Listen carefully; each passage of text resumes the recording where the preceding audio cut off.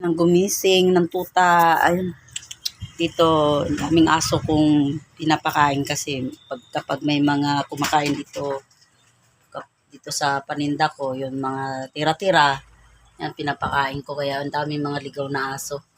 Ayan o. Takay! Ay! Ay! Tabok! Ang lulusog! Ang lulusog! Good morning po. This is Lala Vlog in my YouTube channel. Welcome everyone. Good morning. Amen. In Jesus' name, amen. Yan o.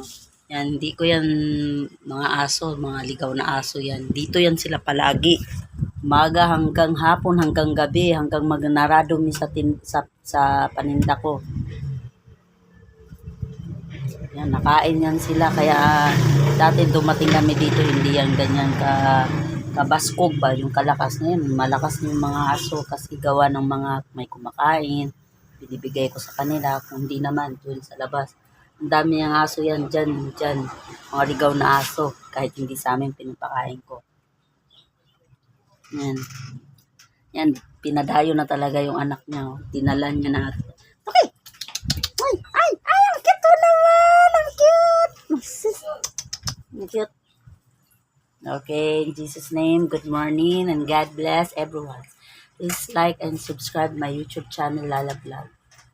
With partner, babe. Good morning, babe.